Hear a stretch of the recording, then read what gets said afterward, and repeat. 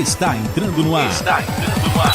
Pelas ondas da Rádio Universitária da UFRR 95,9. O programa Por Dentro da Ciência. Uma iniciativa do Departamento de Física da UFRR, com a participação de professores e alunos. Um programa que vai abordar as ciências naturais e humanas de forma pedagógica, contribuindo para uma educação científica no estado de Roraima. Programa Por Dentro da Ciência.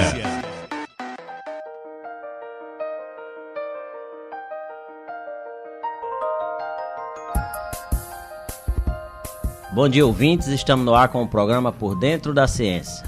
Vai ao ar todas as terças, a partir das 9 horas, pelas ondas da 95.9 FM, Rádio Universitária. Na apresentação, esse que vos fala, Roberto Câmara, do Departamento de Física, juntamente com o professor Luiz Henrique, do Departamento de Física. Bom dia, professor Luiz Henrique. Bom dia, professor Roberto. Bom dia, ouvintes. No estúdio temos o apoio da técnica de som do operador Leonardo Paixão, que também é aluno do Departamento de Física da UFRR. Ou seja, a física está em peso nesse programa. Na direção de programação, temos o nosso amigo Felipe Reis, diretor do NRTU. Hoje vamos falar com o professor que está visitando a UFRR, uma brilhante visita, professor Rodney Bassanese.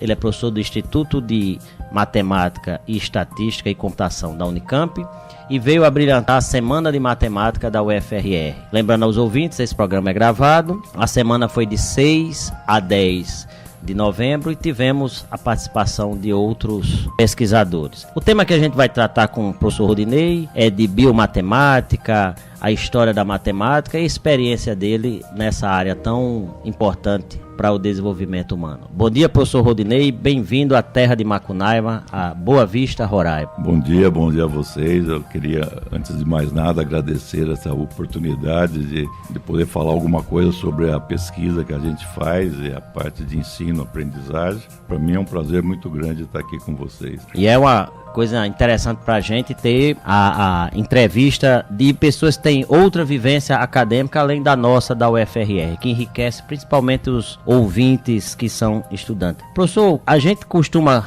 começar aí, com o senhor não vai ser diferente, perguntando a história da formação. Como é que foi sua formação? Por que matemática? Bom, eu comecei a minha graduação em Rio Claro, na Unesp. Não é? E quando eu me formei, isso há muitos anos atrás, e eu fui trabalhar em Goiânia e fui contratado em Goiânia. Naquela época a contratação não tinha concurso, o reitor contratava quem ele queria. Na Unicamp foi parecido, né? No início da Unicamp. Eu vou contar da Unicamp também. Então eu fui trabalhar em Goiânia, isso em janeiro de 66. Vocês não tinham nascido, provavelmente. Tinha não. Nem eu.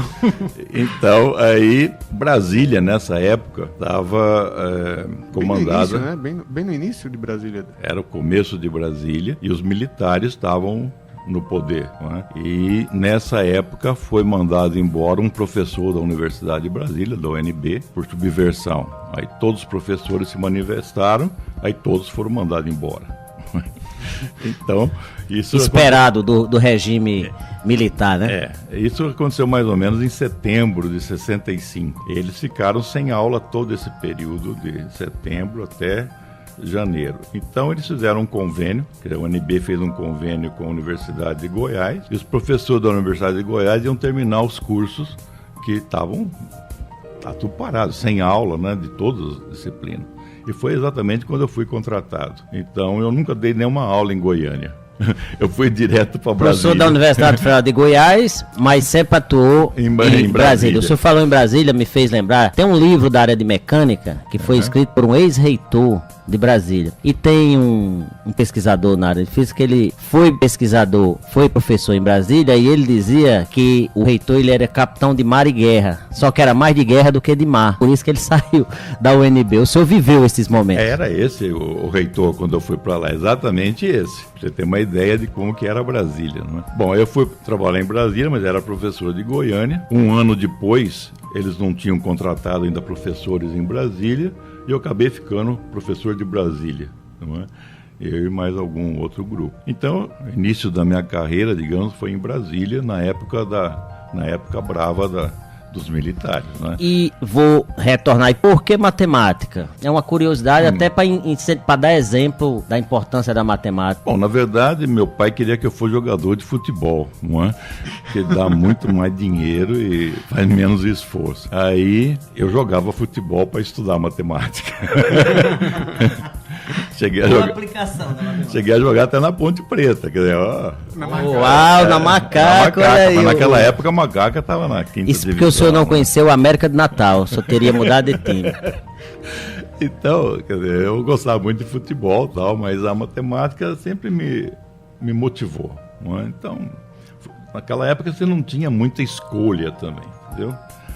Morava numa cidade do interior e você ia fazer mais ou menos, para fazer engenharia tinha que entrar num cursinho, coisa desse tipo todo, e era complicado. Então a matemática era o mais simples para fazer. Bom, de qualquer maneira, me formei em matemática e acabei gostando da coisa, não é? Em Brasília, eu fiquei 3 anos em Brasília. Estava começando a universidade, a universidade estava bem no começo. E aí me casei, mas a minha mulher era de São Paulo. E a pressão em Brasília era muito grande. Geralmente a gente ia preso dentro da universidade. Isso é quase todo dia, a polícia invadia, coisa desse tipo. Uma vez estava dando aula de cálculo 4, a polícia invadiu o campo e deu um tiro num aluno meu, que estava na minha aula. Então as coisas eram bravas. É complicado. Então, essa parte complicada fez com que eu tivesse uma pressão muito grande, principalmente da mulher, para cair fora de lá. Aí estava começando a Unicamp, não é? E eu falei, bom, então vamos embora, não é? Aí eu vim para a Unicamp e fui conversar com o reitor. Naquela época você conversava com o reitor, não é? Que era o Zeferino Vaz, que é o mesmo cara que fundou a Universidade de Brasília. De Brasília e que saiu primeiro, né? Foi o primeiro reitor, né? Segundo veio esse militar que estava lá, tá? Então, era o mesmo reitor. Aí eu cheguei para ele e falei, eu sou de Brasília, tal, gostaria de vir trabalhar aqui. Aí ele olhou meu currículo e falou, começa segunda-feira. Era assim que funcionava, entendeu? O concurso era o reitor que decidia. E o Zeferino Vaz é um cara que montou todo o Unicamp desse jeito, não teve nenhum concurso. Ele escolhia as pessoas de cada área para montar. Tá. E o seu mestrado, professor? Mestrado, doutorado? Foram em que área? Aí eu comecei a fazer o mestrado em Campinas, mas em Campinas também estava começando a universidade, tinha poucos doutores. Então, para fazer o mestrado, eu ia para a USP, fazer curso na USP, ia para São Carlos, fazer no UFSCar, então fazer um curso aqui, lá. Era meio catado os cursos assim para montar, porque na Unicamp não tinha ainda o mestrado. Você tem uma ideia, o meu foi o primeiro mestrado da matemática da Unicamp. Primeiro mestre da matemática. O senhor fez por onde? Pela USP ou pela UFSCar? Não, pela Unicamp. Pela Unicamp. Aí já tinha o mestrado e tal, tá? Mas as coisas eram complicadas naquela época, porque o diretor da matemática estava sendo cassado, né?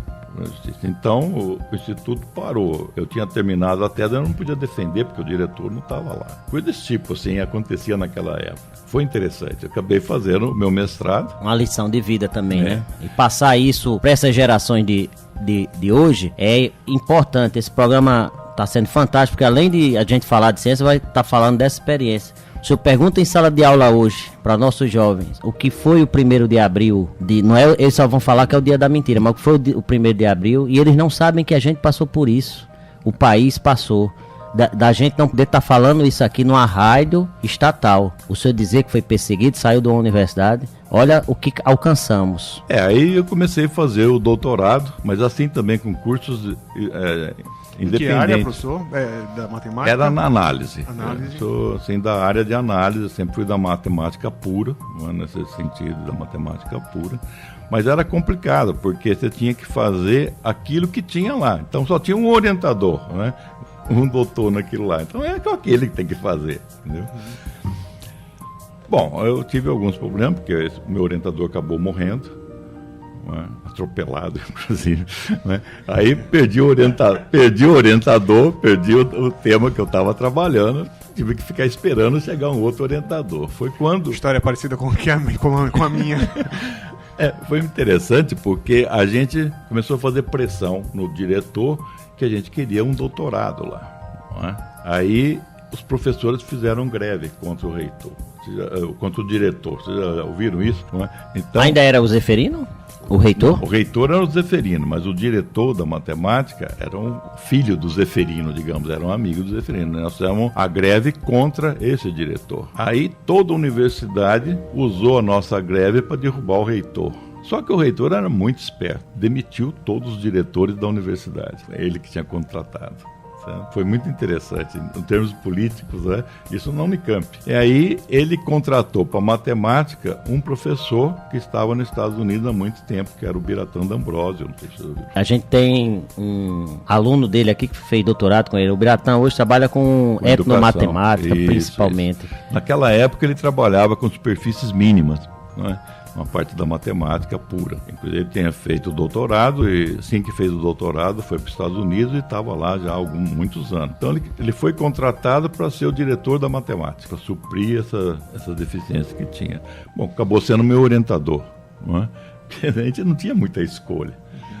E nessa parte da orientação, o que ele colaborou muito foi trazer pessoas de fora para ajudar, não é? Porque essa área é uma área meio complicada na matemática, tem poucos problemas para você, eles são difíceis. Essa área de análise. Nessa área de análise, que era uma análise com geometria misturada, né? Porque era superfícies mínimas. Por exemplo, a ideia de uma superfície mínima, você pegar um arame, né? Fechar ele, colocar numa água com sabão, aquela superfície que se forma é uma superfície de área mínima, ok? Coloca esse negócio no plano, vai formar uma superfície plana. Mas você entorta esse arame, aquela superfície que forma é que tem área mínima. Então essa foi minha tese de doutorado, tá? Estava trabalhando com coisas desse tipo, que é chamado problema de Dirichlet. Isso, né? É que a gente vê até na disciplina de mecânica clássica. Exato, e aí eu fiz esse tipo de coisa usando a fronteira singular. As fronteiras não eram regulares, ou seja, era uma matemática puríssima na época. E com a dificuldade que a gente tinha de fazer a coisa, o Biratã trouxe uns italianos que trabalhavam com coisas parecidas com isso, e aí eu acabei fazendo meu doutorado com pessoas da Itália. Depois que eu fiz o doutorado, eu fui para a Itália fazer um pós-doutorado lá. Mas o doutorado na Unicamp? Doutorado na Unicamp. Aham. Mas os cursos eram ecléticos, né? Você fazia disciplina de qualquer coisa, fazia o que tinha, entendeu? Não era um negócio dirigido como é hoje. Hoje em dia, você vai fazer um doutorado em uma área definida, você faz as disciplinas dirigidas para aquilo que você vai fazer. Naquela época, você fazia qualquer coisa. Porque era qualquer coisa que tinha, entendeu? Você não podia escolher. E como é que a biomatemática entrou na sua vida, professor?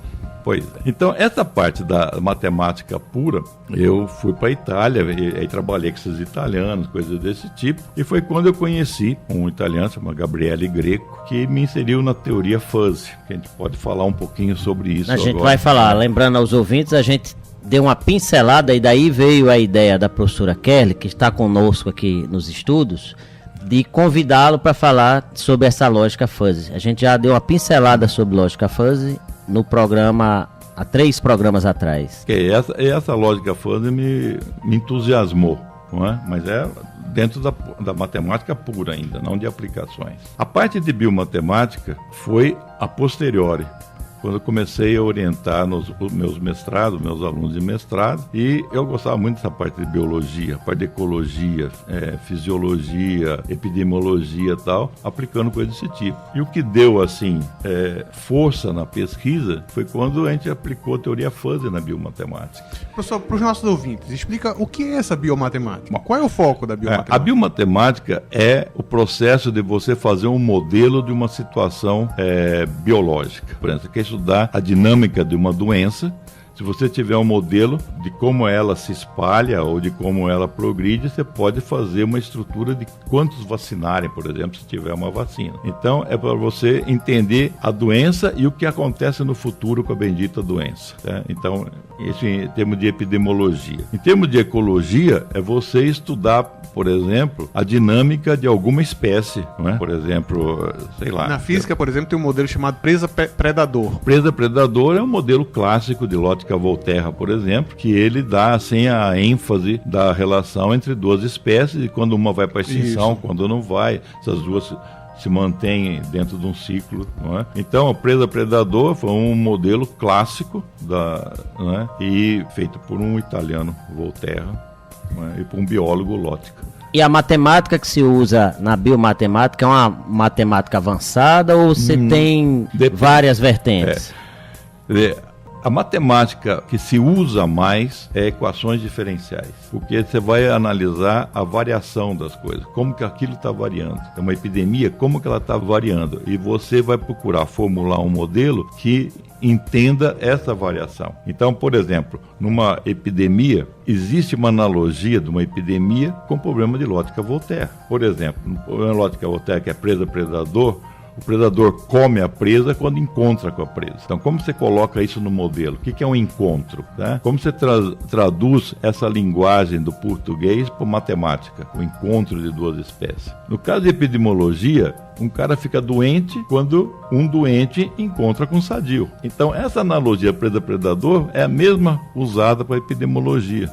Isso que é legal na matemática. Então você tem essas analogias de fenômenos, você pode, estudando um fenômeno, passar para outro completamente diferente. Então essa é a parte da biomatemática, é fazer modelagem de situações biológicas, de uma maneira geral. Quando o senhor fala em equação diferencial, e aí pra gente que é físico, eu e o professor Luiz Henrique, o senhor viu, o operador de som também está se formando em física, a primeira variável que vem na cabeça da gente de dinâmica é o tempo. Qual seria a outra variável importante na biomatemática? O tempo é sempre a variável independente que você vai usar. Então, por exemplo, você quer fazer um problema de epidemiologia, você faz quais são as suas variáveis que você tem. Os suscetíveis, que são os sadios, os infectados e os resistentes. Aí você tem que fazer um modelo que encaixe essas três variáveis com o tempo. Então, a derivada dos suscetíveis em relação ao tempo, como que varia os sadios? Tem uma parte que faz ele crescer e uma parte que faz diminuir. O que faz crescer é a natalidade, né? E a mortalidade faz e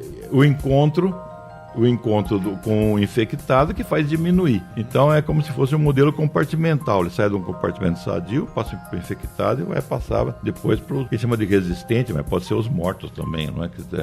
Depende da epidemia que você tem. Então, nesse caso, você teria três variáveis, mas todas em função do tempo. Engraçado que uma dessas variáveis acaba sendo favorável, por exemplo, que se morre muita gente, acaba a tendência é que a epidemia diminua. Porque você não tem mais. Exatamente. E aí existem as doenças espertas e as doenças não espertas. Por exemplo, a hanseníase, que não mata, nunca acaba. É do tempo de Cristo, tá certo? Então as doenças espertas são aquelas que não matam o hospedeiro. E essas persistem. Agora, você pega uma doença que mata o hospedeiro, tipo AIDS, coisas desse tipo. O ebola, né? O ebola na África, uns anos atrás, a epidemia acabou exatamente porque matou muita gente. Exatamente. E aí não dava tempo de transmitir. Porque professor, precisa ter dos suscetíveis, exato. Essa sua área de pesquisa realmente tem uma aplicação imensa. Imensa. Né? Mas, mais especificamente, o senhor está trabalhando em alguma doença específica? O senhor está trabalhando em que especificamente no momento? Bem, continuando o meu processo de evolutivo em universidade. Evolução na matemática. Eu passei todo esse tempo na Unicamp e me aposentei na Unicamp. Aí fui convidado para fazer uma banca de concurso no ABC que estava começando. Seria a terceira universidade nova que eu ia participar. Na verdade, a quarta, né? Não, Goiás já existia quando o senhor entrou. Goiás já existia, mas era nova também. Né? Também. Mas, então eu fui para o ABC, numa banca de concurso. E o reitor que estava lá era um que tinha sido reitor da Unicamp. Falou, vem para cá, monta um grupo de pesquisa em biomatemática que a gente não tem, etc. Eu falei, não, eu estou aposentado, chega, né? Aí passou um mês e ele abriu um concurso exatamente de biomatemática e teoria fuzzy, né? A aposentadoria foi pro espaço. Aí não teve jeito, acabei fazendo o concurso e fui para lá e fiquei em 6 anos. Nesses 6 anos a gente montou 2 mestrados e o doutorado. Não é? Quer dizer, a universidade é nova do ABC, mas deu para fazer tudo isso, porque ela é diferenciada das outras universidades. A universidade do ABC acabou atraindo muitos pesquisadores, digamos assim, sêniores, né? Ela já começou com um corpo docente. Ele começou com os professores, né? Primeiro foi a contratação dos professores, depois foi a contratação dos alunos, digamos, né? Contratação dos alunos. Então o senhor vai para a Federal do ABC e cria esse grupo de biomatemática e começa a trabalhar em que área? Pois é, a gente montou um Profmat lá para começar, porque a região do ABC é uma região que nunca teve uma universidade estatal ou federal. E ali são mais de 2 milhões de habitantes, o ABC, né? Que é Santo André, São Caetano e São Bernardo. Então ali os alunos eram muito fracos. Então a gente começou a fazer cursos de especialização para os professores da rede, que é uma das coisas que eu gosto muito, é trabalhar com professores da rede para ensinar matemática. E aí é um outro aspecto, vertente do seu outro trabalho. aspecto das coisas que eu trabalho, que é a parte de educação e que é com o que a gente chama de modelagem matemática. Ou seja, modelagem matemática, para a educação, né, a gente usa a maneira, você tem um problema, digamos, você monta nesse problema um modelo, digamos, um modelo em equações diferenciais, aí você vai ensinar matemática para resolver aquele modelo. Vai de trás para frente, entendeu? Primeiro você tem um problema, aí você vê que matemática você precisa. É muito legal. Muito, né? Didático mesmo. Não, isso é muito legal e você tem uma motivação dos alunos, né? E eles podem escolher qualquer tema, né? Qualquer tema você tira matemática. Inclusive, uma vez escolheram esoterismo. Eita, é uma viagem. Mas o que eu vou fazer de matemática e de esoterismo? Aí apareceram umas professoras lá com tarô, não é? Eu nunca tinha visto aquele tarô. Jogo de cartas. Eram umas cartas estranhas que você olha assim, bom, isso aqui dá sorte, isso aqui dá azar, não sei o quê. O que nós fizemos? Montamos uma matriz dando valores para aquelas cartas, tá certo? E aí você tem então uma matriz das cartas. Aí escolhe os indivíduos, no sorteio, tira alguma carta, tem uma outra matriz aqui. O que a gente fez? Produto de uma matriz com outra para ver o que dá, porque o produto geralmente te dá uma média dos valores. Aí fizemos um tarô coletivo, que não existe, né? Aí as professoras ficaram bravas. Não, professor, esse negócio não existe. Agora passou a existir, não é porque... Mas, então, às vezes, você tira sangue de pedra quando acontece de escolher Essas experiências eram no Profimate? No Profimate e mais em curso de especialização. Curso de especialização, que a Federal do ABC está oferecendo, como o senhor falou. Esse curso de especialização a gente ofereceu há muitos anos. Então... Em quase todas as universidades do Paraná, a gente foi lá dar esses cursos de especialização. No Mato Grosso, eu nunca tive férias, né? Nas férias ia dar esses cursos e passava as férias dando esses cursos e pescando, de preferência, onde tinha lugar que tinha peixe. Mas esses cursos de especialização é que me motivaram a fazer essa parte de biomatemática, inclusive. E nesses cursos de especialização, às vezes aparecia algum problema que depois eu levava para orientar num doutorado de alguém. Por exemplo, uma vez o tema escolhido foi a fábrica de papel. O que tem de matemática na fábrica de papel? Então, o cara escolheu o tema, você tem que ir lá para ver o que você faz. E a gente percebeu que o que era importante numa fábrica de papel é aqueles tanques que ficam a massa, né, da coisa, e ali tem um ataque de bactérias.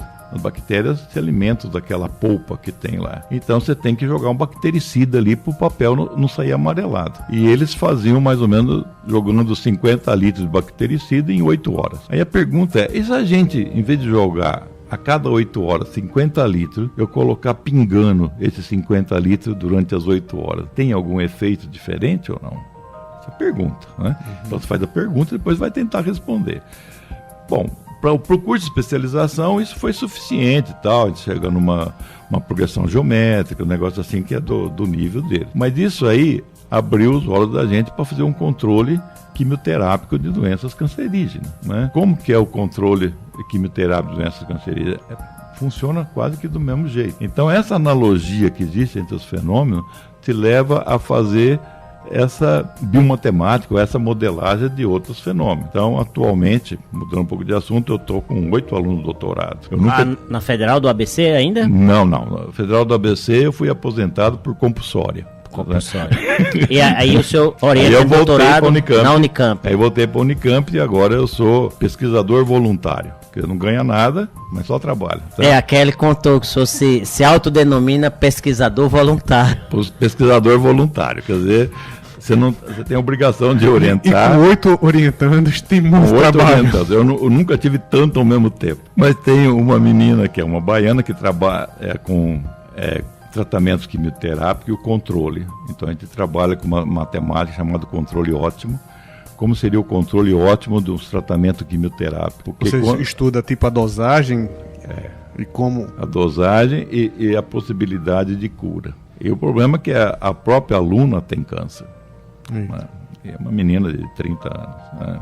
E tem câncer no pulmão, tem 8 nódulos e tal. E a gente usa os dados dela para fazer a pesquisa que ela está fazendo doutorado. Né? Mas ela que escolheu fazer isso. Né? Então eu não pude nem rejeitá-la, porque uma pessoa que chega assim e fala, eu estou com câncer e quero estudar isso aqui, pô, vai falar que não. Né? Então esse é um dos alunos. Os outros trabalhos, mais todos na área de biomatemática? Todos na área de biomatemática. Atualmente eu só trabalho com biomatemática e teoria fuzzy, que a gente vai falar um pouquinho. Vamos falar sim. Tá. Uma curiosidade, professor, na biomatemática usa-se muito simulação, usa-se muito computador ou é álgebra? É muita simulação, porque o que é difícil na biomatemática, ou na matemática aplicada em geral, é o cálculo dos parâmetros que tem nos modelos. Fazer o modelo não é tão complicado. O problema são os parâmetros que entram lá, que tem que ser coisas reais. Então você tem que ter dados reais. Porque fazer matemática pura, você bota letras ali nos parâmetros e resolve. E não tem nenhum problema. Agora, quando é matemática aplicada, principalmente nessa área de biomatemática, os parâmetros têm vida. Então, eles têm algum significado. Então, você tem que medir aquilo lá. Às vezes você faz com simulação. E às vezes você faz com dados reais. Então, a parte complicada é exatamente medir parâmetros. Eu lembro que no doutorado da minha esposa, ela também trabalhava com simulação e ela tinha muito problema de divergência. Pequenas variações nos parâmetros causavam grande divergência. Exatamente. Isso é um problema porque grande. As equações não são lineares. Isso. Raramente são lineares, né? Mesmo presa-predador, epidemiologia, você tem um produto de duas variáveis ali, elas não são lineares. Então, às vezes, tem uns parâmetros que são mais rigorosos que outros. Então, você tem que primeiro descobrir quais são esses parâmetros, que qualquer mudança vai te influenciar na coisa. E o senhor roda o modelo e tem que comparar com dados reais. Isso obriga vocês a ter uma interação forte com a área de biologia, de medicina. Como tem alguém dessa área fazendo doutorado com você? O problema é o seguinte, quando você faz qualquer coisa ligada à biomatemática, você tem que ter um especialista da biologia. O matemático não vai ficar medindo coisas, certo? Então, geralmente, os biólogos é que tem que fazer certas medidas para você. Não é? Então, a gente tem que procurar esses dados em alguém que já fez. A última dissertação que eu orientei, por exemplo, foi o risco de acidente cardiovascular. Doença cardíaca, o risco do negro ficar doente. Aí tem um médico lá, que é o meu médico do coração, falou, eu tenho 5.000 dados aqui. Usou seus dados também? Aí ele me deu os dados, a gente fez usando modelagem fuzzy, porque ele tinha os dados, então aí fica legal. Não é? E é interessante, porque você pode calcular o risco do cara ficar doente sem usar estatística, isso que é legal. Aí, professor, nessa tese que o senhor orientou de risco de doença cardíaca, quais os resultados? O senhor pegou aí um universo de 5.000 pacientes e a gente selecionou as variáveis. Novo? Quais são as variáveis que influenciam numa doença cardíaca? Não é? Agora, essas variáveis, quem me deu foi o médico. Né? Ele falou, não, o que é importante... Aí a necessidade de ter o colesterol, é fumar, é não sei o quê. Então, pegou todas as variáveis.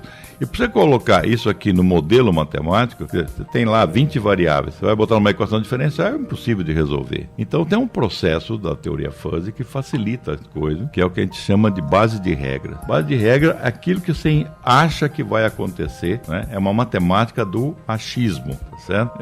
É estranho, porque a matemática pressupõe-se que seja um negócio exato, né? Mas essa matemática é uma matemática que generaliza a matemática clássica. Vamos dizer o seguinte, quando você tem um conjunto do ponto de vista matemático e um elemento, o elemento pertence ou não pertence ao conjunto, não tem outra alternativa, certo? Isso é matemática clássica. Se ele pertence, você dá o valor 1 para ele. Se ele não pertence, você dá o valor 0. Isso aí é o que a gente chama de função característica do conjunto, ok? Na teoria fuzzy, você define o conjunto não como 0 ou 1, o elemento. O elemento pode pertencer mais ou menos ao conjunto. Mas qual é o parâmetro que diz se é mais ou menos? A intuição. Então é uma matemática... Intuição, mas é uma intuição numérica. Eu te digo já, por exemplo, vamos supor que você está analisando os pobres de Boa Vista. Seu conjunto é o conjunto dos pobres, ok? Então, a matemática clássica, você pega um elemento e fala, esse cara é pobre ou não é pobre, ok? Essa matemática fuzzy, você pega um elemento, vai dizer o quanto ele é pobre. Você dá um valor entre 0 e 1 no grau de pobreza que ele tem, claro? Então, em vez de ser 0 ou 1, pode ser qualquer valor entre 0 e 1. Ele pertence ao conjunto com um grau de pertinência. Tá, mas esse grau de pertinência ainda é discreto ou passa a ser contínuo? Porque se você... contínuo. É contínuo? É contínuo ou discreto. Você pode fazer uma matemática discreta com isso ou uma matemática contínua. De uma maneira geral, faz contínua. Tá? Quem não é da área talvez não perceba, mas para quem é, tem uma diferença grande. Então, vamos supor um número fuzzy. O que seria um número 2 fuzzy? É um número mais ou menos 2. Mas o que significa isso ser mais ou menos 2? Você pega o intervalo onde o 2 está lá dentro. Quanto mais se afasta do 2, menos 2 ele é, ok? Perfeito. Esse é o número fuzzy. É o número fuzzy 2. Tá, professor, mas a gente é da área, mas obviamente nós não somos especialistas. O senhor citou no começo da entrevista que uma diferença com a estatística. Uhum. Tá, onde é que a estatística falha que a lógica fuzzy não falha? São conceitos diferentes. Para você ter uma estatística, você tem que ter uma distribuição de probabilidade de um evento, tá? Então tem que ter medida, ter coisa desse tipo. Na teoria fuzzy, você não precisa ter uma estatística, não precisa ter os dados. Vou dar um exemplo. Vamos supor que você está no deserto e encontra 2 fontes de água. Numa está escrito assim, a água dessa fonte tem 10% de ser contaminada. Na outra fonte está escrito, a possibilidade dessa fonte estar contaminada é 10%. De qual fonte você beberia? Uma é ligada à estatística, que diz a probabilidade. Você pode beber e morrer. Vai que aquela fonte, de fato, você tem 10% de chance de morrer. Na outra fonte, o máximo que você pode ter é uma dor de barriga, porque ela está com 10% de contaminação. Mas aí o senhor colocou no deserto um cara que manja de lógica fuzzy, né? Mais ou menos. Mas para mostrar qual é a diferença que tem entre uma coisa e outra. Ou seja, na estatística você tem que ter uma distribuição de probabilidade e coisas desse tipo. Nessa lógica fuzzy, você não precisa ter isso. Mas essa distribuição de probabilidade não seria exatamente essa intuição que o senhor falou, esse achismo que o senhor... Não, nessa distribuição de probabilidade você faz várias medidas e tira uma média, variância, aquele negócio todo. Nessa você não tem as medidas. Vou dar um outro exemplo. Vamos supor que você vá de São Paulo a Campinas. Né? São Paulo a Campinas tem... Vamos botar aqui de Boa Vista para Mucajaí. Mas preciso saber qual é a distância. Então vamos botar... Pode ser. Boa Vista e Mucajaí são 50 quilômetros. 50 quilômetros. Que aí a gente tá em... Então vamos pegar essas 2 cidades. Boa Vista e Mucajaí. E você vai de ônibus, ok? O seu ônibus sai a meio-dia, mas sempre tem um atraso. Não mais do que 15 minutos, mas ele pode atrasar, ok? A velocidade dessa estrada... Quanto que é? 80 km por hora. Mas tem uns buracos, tem, sei lá, coisa, pode ir a menos, o cara pode pisar mais, então você não tem exatamente quanto que ele vai, ok? Perfeito. Aí você pergunta, se ele pegar o ônibus a meio-dia, que horas que ele chega lá? Percebe que não tem uma matemática para resolver isso, porque é mal posto o problema. Uhum. Você não sabe que hora que vai sair o ônibus exatamente. Não sabe a velocidade que ele vai. Não sabe qual é a velocidade exata, então a matemática exata não resolve isso. Mas você resolve de cabeça, sem saber matemática. Quanto tempo levaria para chegar lá? Chuta. A média sua, né? Tá. Porque nem é uma média, você não tem várias. Você não viajou todo dia para tirar uma média. Então, essa é a teoria fuzzy. Essa intuição que você tem. E como a gente traduz isso do ponto de vista matemático, que é legal. Porque tem toda uma matemática por trás disso. Agora, não o senhor só... fala intuição, mas aí agora está começando a solidificar na minha cabeça. É uma intuição marcada por uma experiência. Exato. Que o modelador tem. Exato. Não é uma intuição porque ele acha, não. Tem uma experiência aí. Tem as duas coisas. Se você, por exemplo, usar um indivíduo experiente, no caso, por exemplo, do risco cardiovascular, você pergunta para o médico o que ele acha. Esse achismo não é baseado na estatística dele? Uma estatística que está intuitiva, né, que está implícita, entendeu? É um pouquinho diferente da estatística com dados. é um negócio mais ou menos intuitivo que ele tem. Ele sabe, por exemplo, se o cara tiver colesterol muito alto, ele vai ter um risco maior de ter acidente. Mas por que ele sabe? Porque ele viu alguns casos desse tipo, tá? Mas ele não tem uma medida disso aí. Tá, mas e os resultados? Os resultados são fantásticos. Nesse caso, por exemplo, do diagnóstico desse doença cardiovascular, depois que a gente fez esse trabalho, nós fomos num hospital onde tinham os residentes de doenças cardíacas, esses médicos residentes que ficam lá para aprender as coisas, né? E a menina que fez a dissertação de mestrado foi lá, explicou tal, o que era matemática, não sei o quê. Aí eu aproveitei e fiz um questionário para os médicos, tinha uns 30 médicos residentes, né? Falei, se o indivíduo tem isso, no seu ponto de vista, qual é o risco que ele tem de ter a doença?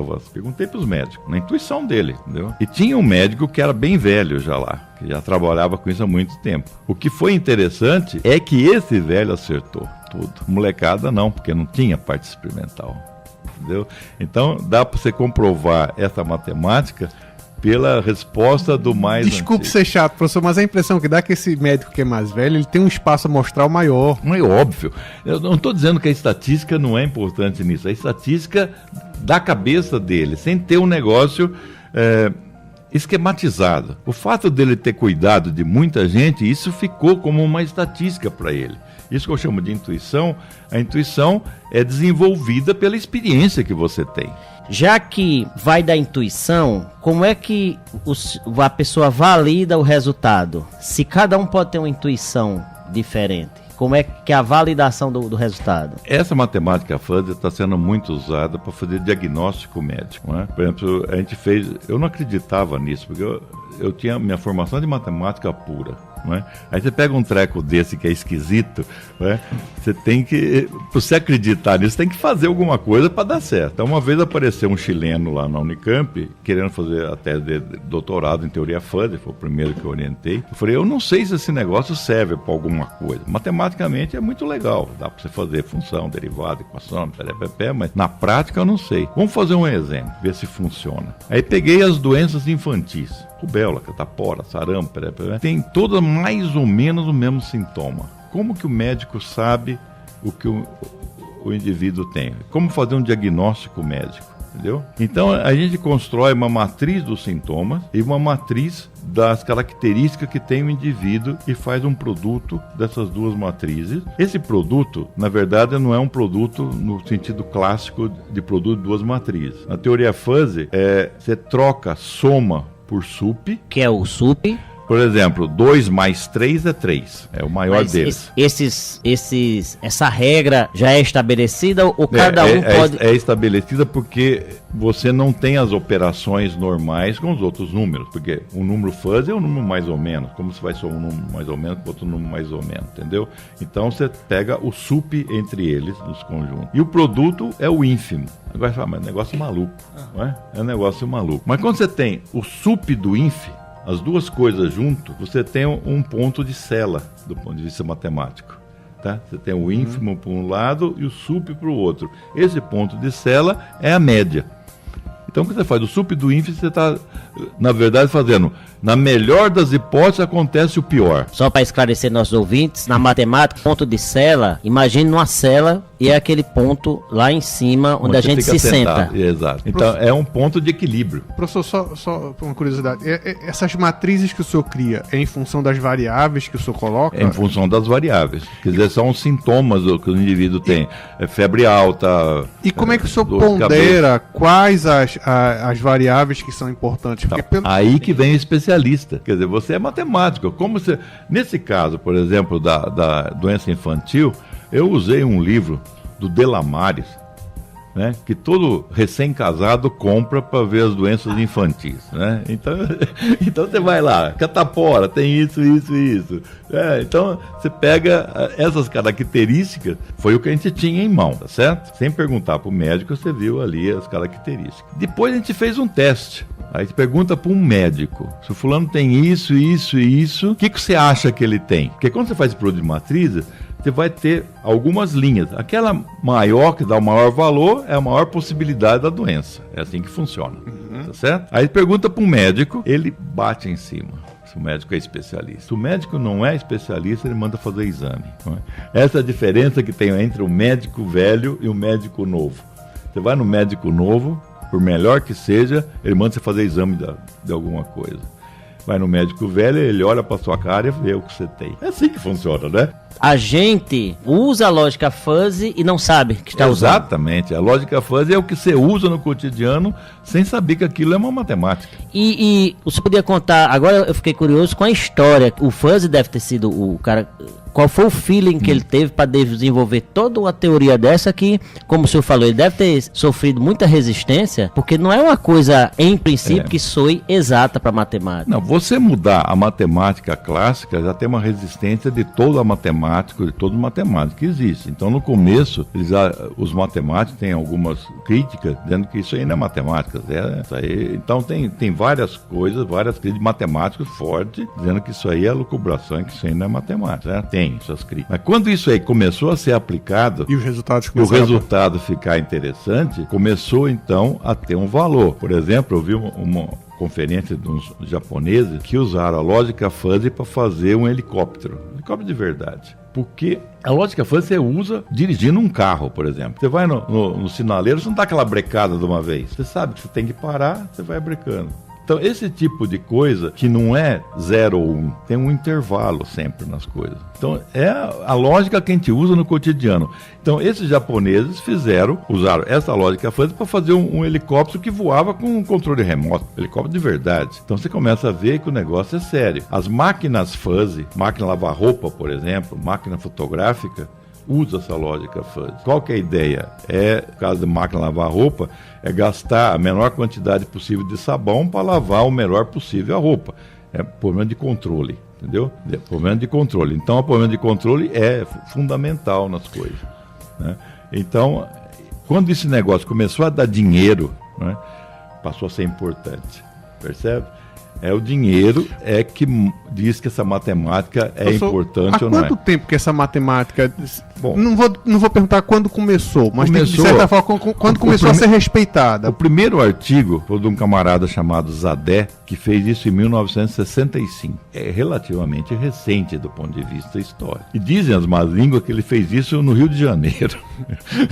Porque ele... Não... Eu não sei se é verdade ou não, mas eu tenho colegas que... Ele é de onde? Ele é iraniano, mas ele está nos Estados Unidos há muito tempo e morreu o ano passado. A teoria é muito mais antiga do que isso. É não? É de 65 que ele inventou esse conjunto fuzzy. E esse nome fuzzy é sobrenome dele? Não, fuzzy significa que é um negócio difuso. Interessante, é tão recente assim? Não, é recente, por isso que... Agora, as indústrias estão usando muito isso. Então, uma máquina fuzzy, uma máquina de lavar roupa fuzzy dessa aqui, custa o dobro. No Brasil não tem ainda, mas eu vi uma na Colômbia, professor, por exemplo. Mas assim, eu fiz essa pergunta porque assim, eu estou aqui relucubrando e a impressão que me dá é que essa matemática é a matemática, digamos assim, do nosso dia a dia. Exato. E, pelo que o senhor falou, ela começou a ser respeitada. Inicialmente ela era desacreditada, começou a ser respeitada. E dá resultado. Por que ela não é tão conhecida? Porque ela é recente. Mas 50 anos já não é, seria tempo... Mas olha, em termos de aprendizagem, de educação, o negócio é muito lento. Mas mesmo uma introdução, será que de forma introdutória não caberia? Sim, mas agora ela é bem difundida, digamos. Tá? Na Unicamp, tem curso disso, na graduação. Mas porque a gente está lá, senão não teria também, né? Mas na pós-graduação é muito usada. Né? E me diga uma coisa, o centro, quem é que está mais forte no mundo em termos acadêmicos e no Brasil, nessa lógica fuzzy? Na parte de aplicabilidade na indústria, é o Japão. Mas no Brasil, tem a parte de engenharia da Unicamp, a parte de elétrica, usa muito isso, certo? E a gente tem usado na parte de biologia, nós somos os primeiros que fizemos isso aí, aplicando a biologia. Agora, a biologia, como que se aplica isso na biologia? Por exemplo, você quer fazer a dinâmica populacional de Boa Vista, fazer um modelo para fazer uma previsão de qual vai ser a população daqui. Aí eu pergunto para você agora, qual que é a população hoje daqui? Pelo censo aí é 400. Não, hoje. Hoje, não sei lhe dizer. Mais ou menos. É mais ou menos. É mais ou menos. Olha a lógica fuzzy aí. Então, a condição inicial do seu problema não é exata. É um número fuzzy. Ela sendo um número fuzzy, ela está dando no intervalo. Pode ser qualquer um desses valores no intervalo. Agora, cada um dos pontos desse intervalo tem um grau de confiabilidade. Digamos que você diz que a população aqui, no seu ponto de vista, é 350 mil, tá certo? Então, o seu X0 inicial é em torno de 350 mil, pouco mais, pouco menos, ok? Quanto mais se afastar do 350, menos confiável é. Você vai falar que é 200, por exemplo, que não é. Tem certeza que não é. Então, tem grau, o 200, por exemplo, tem grau de confiabilidade 0. Tá certo? Mas então você pega todos os pontos que estão nesse intervalo como condição inicial e monta o seu modelo. O que você vai ter? Você não vai ter uma trajetória só, uma linha, você vai ter uma faixa. Então você erra menos. Então, daqui a 20 anos, na matemática clássica, você não vai acertar nunca. Pega a população e faz qualquer que seja o modelo agora, você erra. Interessante. Com essa, você tem um intervalo, nesse intervalo, pelo menos um ponto desse você vai acertar. Professor, e me diga uma coisa, já existe algum movimento da Sociedade Brasileira de Matemática para inserir essa lógica fuzzy no ensino médio? Porque o conceito é acessível, não é? Uma tese que eu orientei de doutorado em educação, porque eu também mexo com de educação. O senhor contou pra gente, eu não fantástico. sou educador, nesse sentido dos educadores, mas tem algumas teses, às vezes, que eu oriento ali em Rio Claro. E uma que eu orientei, aliás, essa foi na USP, foi de como usar isso no ensino médio. Era uma tese de doutorado em educação, né? Foi defendida na USP. A gente está tentando, mas esse negócio é lento. Você percebe que esse negócio é lento. E educação é um negócio que você começa. É como quando a gente começou com modelagem matemática.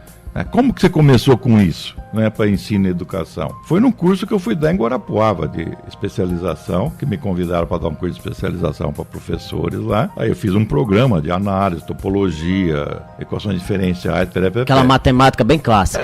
Matemática clássica, era especialização para professores, então você vai, vamos fazer um negócio para chegar lá. Tinha professor assistindo, aluno do primeiro ano, do segundo ano. Como você vai dar um curso com uma turma tão heterogênea? Se você fizer uma matemática muito simples, vai servir para meia dúzia. Muito complicada, vai servir para outra meia dúzia. E não tem uma média de ensino, né? Uma matemática média. Aí não serve para ninguém, né? Então foi aí que deu um insight de fazer com modelagem.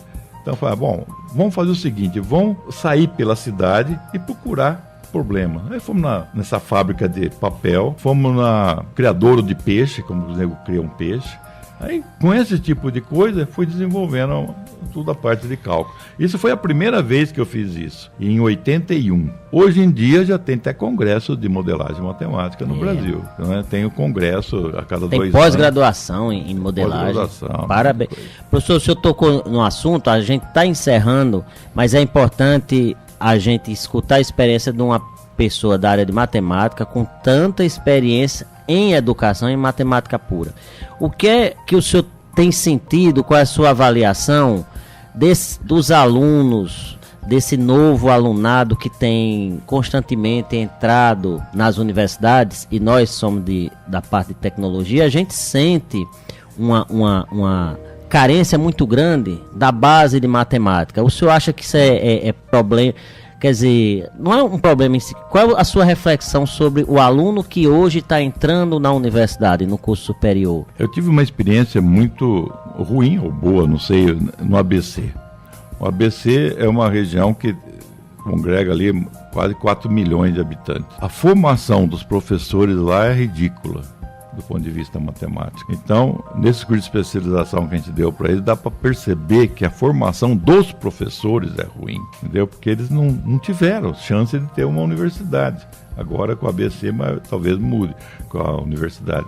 Mas é muito fraco. Então, não são os alunos que são culpados, são os professores que têm uma formação muito fraca. E não estão acompanhando o desenvolvimento das ciências para ensinar. Ou seja, não estão usando a parte computacional, que todo mundo tem, todo telefoninho tem a parte computacional para fazer as coisas. E fica aquele ensino ainda antigo de ensinar coisa. Vai ensinar cálculo, ensina do jeito que ele aprendeu. O cara que ensinou para ele é do jeito que aprendeu. Então, fica aquele negócio estanque. Não tem uma evolução usando a tecnologia que se tem hoje em dia, né? Com essa nova tecnologia, dá para você dar um curso de cálculo completamente diferente dos cursos que a gente viu, mesmo que vocês viram, não é? Não fica aquele negócio clássico da coisa, pode mudar o negócio. Você pode fazer um curso inteirinho de cálculo usando modelagem, com coisas desse tipo, função, limite, derivada, integral. Você pode fazer tudo isso num balaio resolvendo o problema, em vez de ficar simplesmente dando aquele teorema, aquelas coisas assim. E mostra o quão rica é a aplicabilidade da matemática. Professor, olha, fantástico essa entrevista, tanto do ponto de vista de experiência pessoal como de experiência acadêmica. Essa ideia da lógica fuzzy, a forma didática, como o senhor falou, a gente tem que agradecer o seu convite, desejar que o senhor retorne a essa nossa terra de Macunaíma e agradecer por essa experiência passada. Muito obrigado, professor Rodinei. Esperando que quando o senhor voltar, o senhor volte aqui com a gente de novo, professor. Muito obrigado. Eu é que agradeço essa oportunidade de falar com vocês, porque a gente tem essa experiência mesmo de vida, né? Então é gostoso contar essas coisas, a gente não tem chance de fazer isso. Muito obrigado. Agradecemos também aos ouvintes, tivemos hoje o professor Rodinei Bassanese, que não é professor, é autodenominado pesquisador voluntário do Instituto de Matemática, Estatística e Computação da Unicamp. Aguardamos vocês na próxima terça-feira, às 9 horas, aqui na 95.9 FM Universitária, com o nosso programa Por Dentro da Ciência. Bom dia.